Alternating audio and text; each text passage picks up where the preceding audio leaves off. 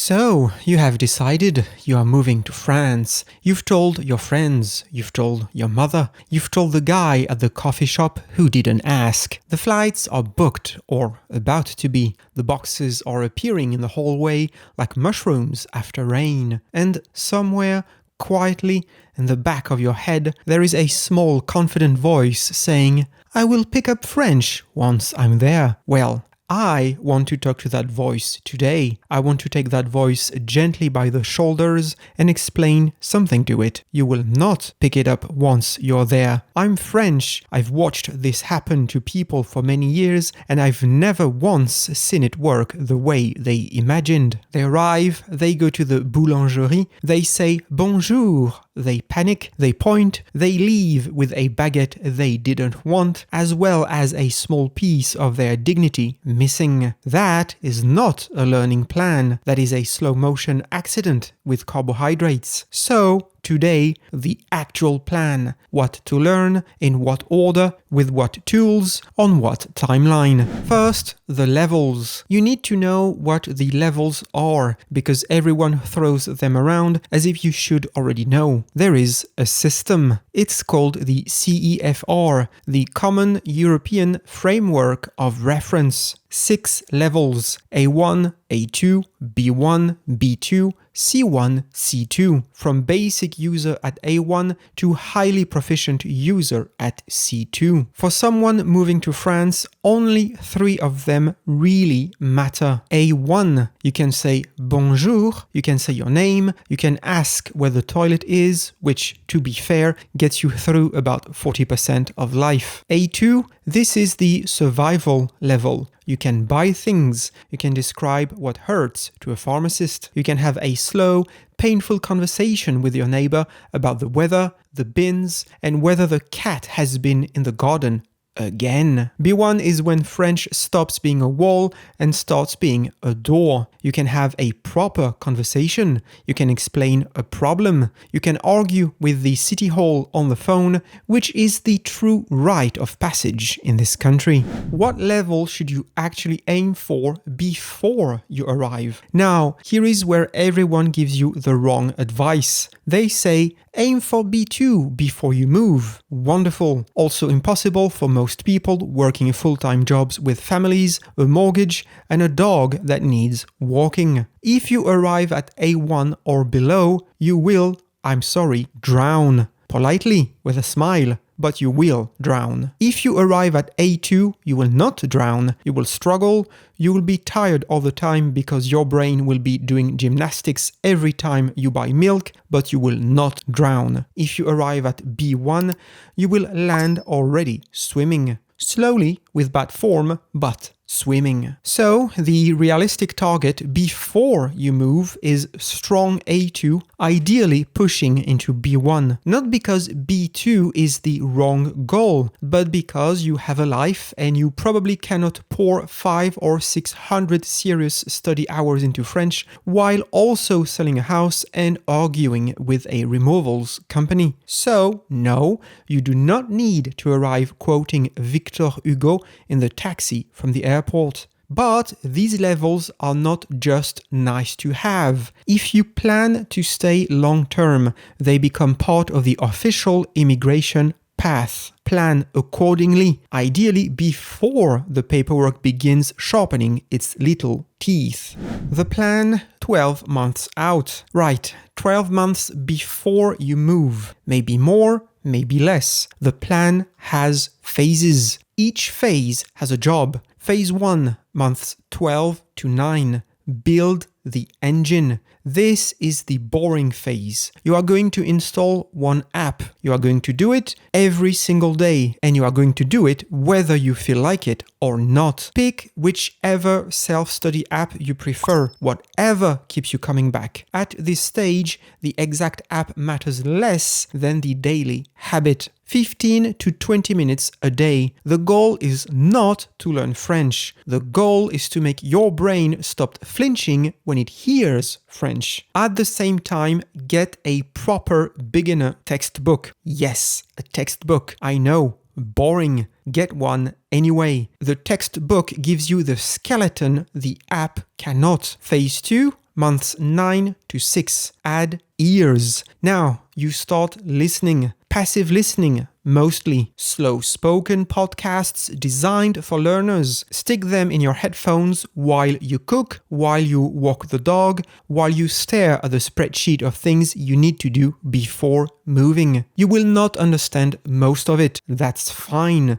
Your brain is doing the work in the background. Comprehension comes from repeated exposure, not from one heroic session where you stare at the speaker like you're trying to extract meaning through witchcraft. Around this point, start watching French television with French subtitles. Not English subtitles, French subtitles. English subtitles teach you nothing except how to read English, while French sounds happen at you. Now, around month 6, maybe month 5, if you've been keen, something strange happens. You've done the app, you've watched the French show with subtitles, you've understood 3 sentences in a podcast, and briefly considered adding bilingual to your resume. But nobody has tested the real problem yet. Your mouth has been on holiday this entire time, and that is why italki makes a lot of sense. Italki is an online language learning platform built around private, one-on-one lessons with native speaking teachers. Instead of silently reading French at a screen, you are speaking it with a real person out loud in real time. It is the ultimate tool to improve your listening and speaking skills through real conversations, giving you real-time feedback and guidance from actual language experts. You book a lesson, meet a French teacher on video, and talk. They listen. They correct your pronunciation, your grammar, your weird little sentence habits, all the things an app cannot properly catch because an app does not have ears. Italki offers more than 150 languages, and there are more than 30,000 native teachers around the world. You also choose the teacher yourself. You can read their profile, watch their intro video, and pick someone who fits your level, your schedule, and your actual goals. And because you pay per lesson, it's flexible. Book 1, book 3, book 10. Take a break when life happens. Let's have a look at what an actual lesson looks like. For example, the student says, Je dois visiter ma grand-mère. We don't say visiter in that case. Je dois aller voir ma grand-mère. Je dois rendre visite à ma grand-mère. Mais pas je dois visiter ma grand-mère. It's a very good example. I used to teach French in England. I always had this case with the verb visiter, and every time I had to explain, which I understand because in English it's to visit someone is perfectly correct. Yes. But you cannot say that in French, obviously. Merci beaucoup. Thank you very much. De rien. Et à bientôt. So, if you have been stuck in the silent phase, italki is where you finally start speaking. The link is in the description and pinned in the comments. Spend $10 on your first lesson and you will get $5 off using my promo code Benoit6. The discount is strictly for the first 50 users, so don't wait. Right, where were we? Oh yeah, phase 3, months 6 to 3. Now you start talking to yourself. Yes, out loud, in your car, in the shower, while you make dinner. Narrate what you are doing. Je coupe l'oignon. L'oignon est dur. L'oignon me fait pleurer. I'm cutting the onion. The onion is hard. The onion is making me cry. Yes, I know. This sounds insane. It is also one of the single most effective things you can do, because the gap between your brain knowing a word and your mouth being able to produce it is enormous, and the only way to close that gap is repetitions. Also, at this stage, vocabulary by theme, not random vocabulary. The vocabulary of the préfecture, that is the state administrative office where many residence permit procedures and official bits of paperwork happen. The vocabulary of doctors' visits, the vocabulary of opening a bank account, the vocabulary of explaining to a plumber in tears that something is leaking. These are the words that will save you in the first 6 weeks. Memorize them like you mean it.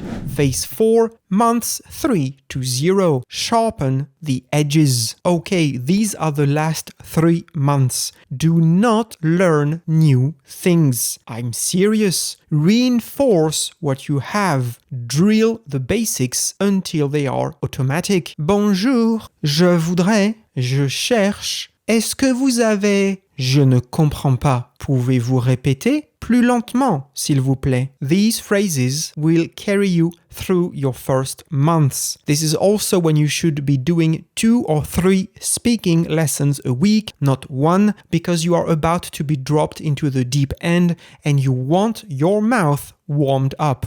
Let's talk about the things nobody mentions. 1. Pronunciation matters enormously. A small vocabulary said clearly will take you further than a big vocabulary said so badly no one can decode it. We, the French people, will work very hard to understand someone who is trying. We will give up much faster on sounds we genuinely cannot identify. The French R, the nasal vowels, the U sound that nobody can do on their first try. Work on these early. You do not need to sound French. You need to be understandable. 2. There is a brutal gap between what you can say and what you can understand. You will be able to ask a question perfectly, feel proud of yourself, and then have absolutely no idea what the answer was because it came back at French speed, which is faster than you think. This is normal. Everybody goes through it. The only fix is hours of listening.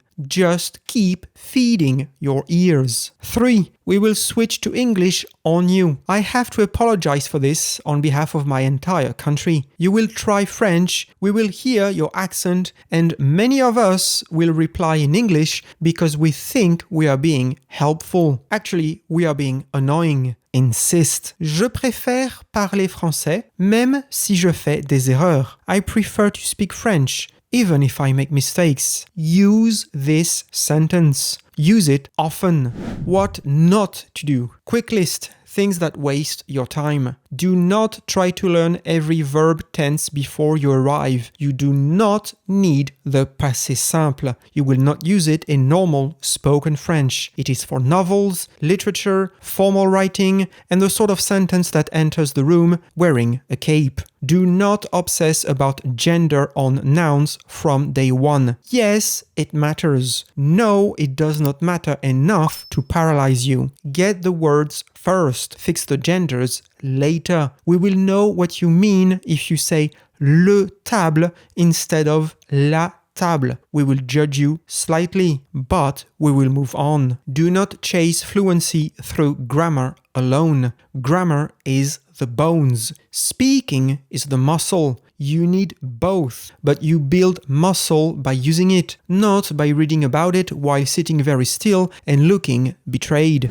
So, to recap briefly, 12 months out, build the engine with an app and a textbook. 9 months out, add ears with podcasts and subtitled television. 6 months out, add a mouth with real speaking practice. 3 months out, stop learning new things and drill what you have. Aim for strong A2. Push for B1 if you can. Anything below that and you are signing up for a much harder first year than you need to have. We don't expect you to arrive fluent. We genuinely don't. What we expect is that you arrive having tried. The trying is the thing. Thank you so much for watching. I love you all.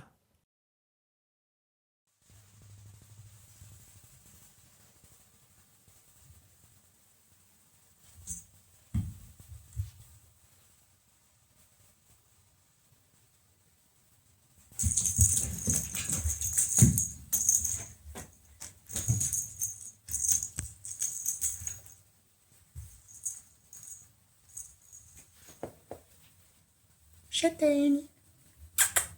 Châtaigne. Tu joues avec ton oiseau? Oui. Châtaigne aime beaucoup son oiseau. Cui, cui, cui, cui, cui.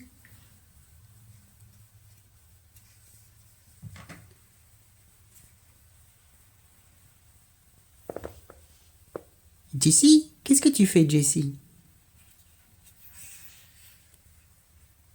Bonjour, Jessie. Et Jessie est très beau.